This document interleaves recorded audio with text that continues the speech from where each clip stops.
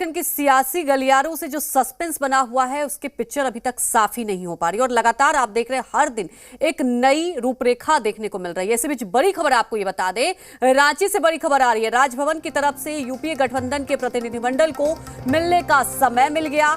इसके बाद यूपीए गठबंधन का एक प्रतिनिधिमंडल राज्यपाल से मुलाकात कर रहा है। आपको बता दें कि यूपीए प्रतिनिधिमंडल ने राजभवन से मिलने का समय मांगा था। प्रतिनिधिमंडल में जेएमएम, कांग्रेस और आरजेडी के नेता शामिल हैं जो ताजा सियासी हालात पर चर्चा करेंगे।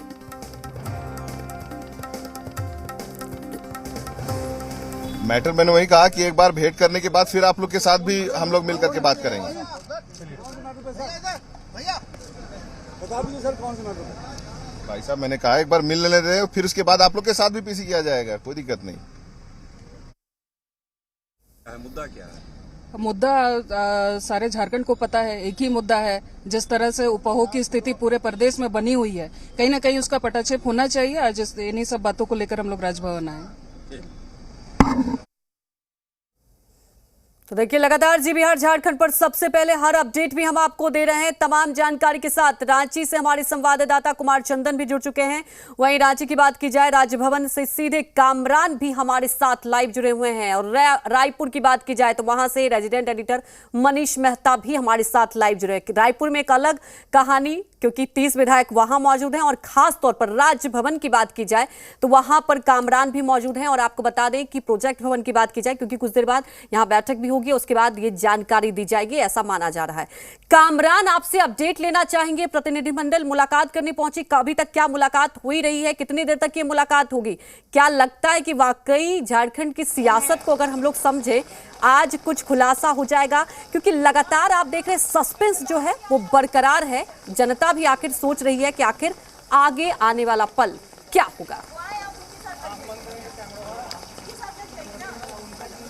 बिल्कुल, देखिए जो जानकारी मिली है उसके मुताबिक 11 सदस्यों का प्रतिनिधि मंडल जो है वो राजभवन में राज्यपाल से मुलाकात करेगा। अभी 5 लोग पहुंच चुके हैं और अन्य लोगों के पहुंचने का जो इंतज़ार वो साफ तौर पर देखा जा रहा है। इसी बीच राजधानी रांची में बारिश भी बहुत तेज़ हो रही है, लेकिन भारी बारिश के बावजूद तमाम लोगों की निगाहें, यूँ कहें कि राजनीतिक दल की निगाहें या फिर आम जनता की निगाहें सीधे तौर पर राजभवन पर आकर टिकी हैं कि आखिर राज्यपाल से राजभवन में मुलाकात के बाद क्या कुछ निकल कर सामने आता है। क्योंकि जैसा कि जो प्रतिनिधिमंडल जो राजभवन के अंदर प्रवेश कर रहे थे, उन्होंने साफ तौर पर कहा था कि जो सस्पेंस की स्थिति बनी हुई है, यानी निर्वाचन आयोग की तरफ से जो चिट्ठी राजभवन को भेजा गया है, उसके बाद जो सस्पेंस क्रिएट हुआ है पूरे झारखंड की सियासत में, उस सस्पेंस से पर्दा उठाने की कोशिश होगी ताकि जो सस्पेंस है वो खत्म हो सके। तो अभी 4:30 बजे का जो वक्त था मिलने का, तो बारिश होने की वजह से शायद जो बाकी प्रतिनिधिमंडल के जो सदस्य हैं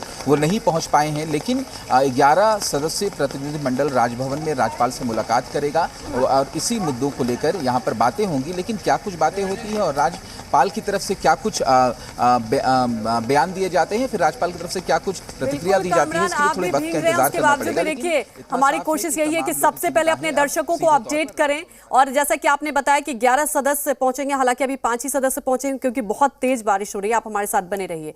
मनीष, देखिए, झारखंड की बात की जाए, बारिश तो हो रही है, अभी तस्वीरें हम दिखा रहे हैं, लेकिन सियासी पारा कितना गर्म है ये आप बखूबी समझ सकते हैं।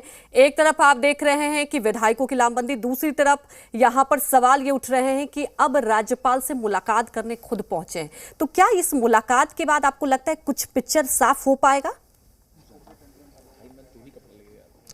देखिए, कोई पिक्चर साफ नहीं होगी अंजलि, इस बात को आप समझ लीजिए, क्योंकि आप राज्यपाल के ऊपर किसी भी तरह का कोई दबाव नहीं बना सकते हैं। और क्योंकि संवैधानिक जो प्रावधान है उसके अनुसार सत्ता पक्ष को भी इस बात का बखूबी एहसास है कि 6 महीने तक गवर्नर अगर चाले तो वो उनके ऊपर कोई बाध्यता नहीं है कि वो लिफाफे का जो राज है उस पर से पर्दा उठाए या अपना मंतव्य चुनाव आयोग को भेजे। ये पूरी तरह से राज्यपाल का विशेषाधिकार है और इस बात को बखूबी सत्ता पक्ष को इस बात का एहसास है। लेकिन इस पूरे जो तस्वीर सामने आई है राजभवन से, इसको अगर हम एक्सप्लेन करना चाहे, इसके पीछे की कहानी की अगर हम बात करें तो इस कहानी सिर्फ ये है कि सत्ता पक्ष चाहता है कि इस पूरे प्रकरण में अब राज्यपाल की घेराबंदी की जाए।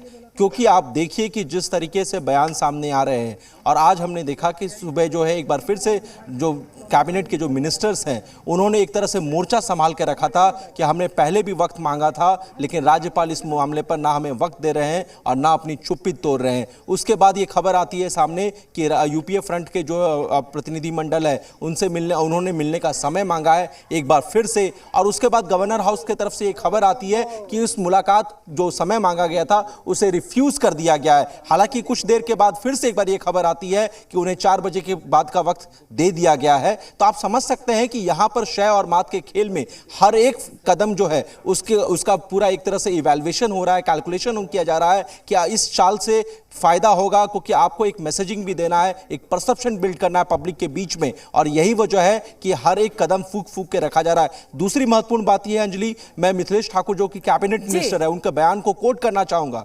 उन्होंने कहा आज हमारे साथ जब वो लाइव जुड़े हुए थे जीबीआर झारखंड के साथ, तो उन्होंने ये बयान दिया कि क्या हमारे पास रणनीतिकार नहीं है, क्या हमारे पास कानूनी सलाहकार नहीं है, क्या हमारे पास थिंक टैंक्स नहीं है, हम लोगों के पास भी ये तमाम लोग हैं। तो आप समझ लीजिए कि इस पूरे प्रकरण पर जहां एक तरफ राजनीतिक रूप से जो है एक बड़ी लड़ाई लड़ने की तैयारी हो रही है, दूसरी तरफ कानूनी सलाह भी ली जा रही है। और यही वजह है कि आप देखिए कि जिस तरह से आज के दिन के सेकंड हाफ की अगर हम बात करें तो एक बड़ी घेराबंदी की तैयारी की गई है। एक तरफ राजभवन में यूपीए फ्रंट का जो प्रतिनिधिमंडल है वो राज्यपाल से महामहिम से मुलाकात कर रहा है, दूसरी तरफ हेमंत कैबिनेट की बैठक हमारे साथ बने रहिए। कामरान कुछ अपडेट देंगे। कामरान आप वहीं पे मौजूद हैं, क्या अपडेट आपके पास कामरान? जी कामरान देखिए इस वक्त की सबसे बड़ी अपडेट सीधे तौर पर राजभवन से आ रही है। अंजलि आपको आवाज आ रही है हमारी? बिल्कुल जी कामरान आपकी आवाज बिल्कुल। आ रही है? देखिए सबसे बड़ी अपडेट राजभवन से आ रही है।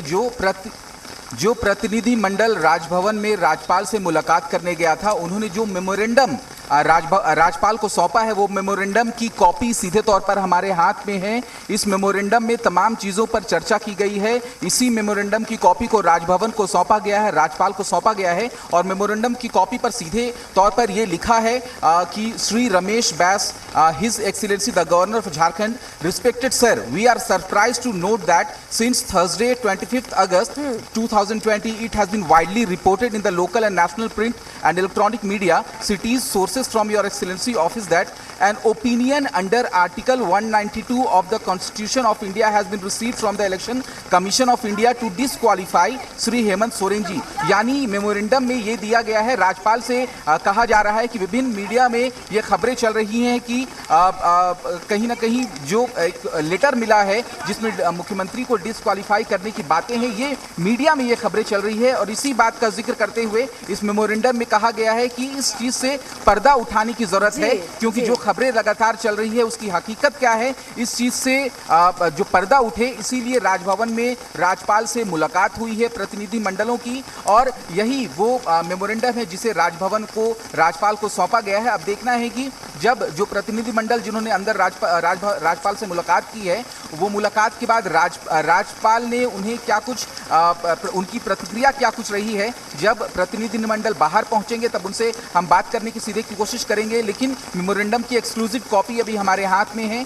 इसी मेमोरेंडम की कॉपी को राजभवन को राज्यपाल को सौंपा गया है कि जो सस्पेंस की स्थिति जो क्रिएट हुई है झारखंड में, उस सस्पेंस से पर्दा उठाया जाए। इसी को लेकर एक तरीके से हम कह सकते हैं प्रतिनिधिमंडल की तरफ से मांग की गई है। बिल्कुल, और ये देखिए पूरे कयास भी लगाए जा रहे थे कि जो मुलाकात हो रहा है इसमें यही बात का जिक्र भी किया जाएगा। कुमार चंदन भी हमारे साथ लाइव जुड़े। कुमार चंदन, देखिए लगातार सवाल यही उठ रहे हैं कि आखिर पर्दा कब हटेगा। और देखिए सत्ता पक्ष, अब आपने देखा कि एक्सक्लूसिव तस्वीरें भी हमने आपको दिखाई और एक्सक्लूसिव तस्वीरें अपने दर्शकों को बताया कि खास तौर पर यह कहा गया कि देखिए जब खास तौर पर अगर प्रिंट मीडिया की बात की जाए, इलेक्ट्रॉनिक मीडिया की, हर जगह ये खबर आ गई थी कि सदस्यता चली गई, तो राजभवन से क्यों नहीं साफ हो पा रहा है। तो क्या आपको लगता है इसके बाद क्या कुछ कहा जाएगा, और क्या रणनीति पर जो लगातार हम कुमार चंदन चर्चा कर रहे हैं, आज कैबिनेट की बैठक होनी है, तो क्या कुछ रणनीति बनाई जाएगी खास तौर पर आज की सियासत के लिहाज से?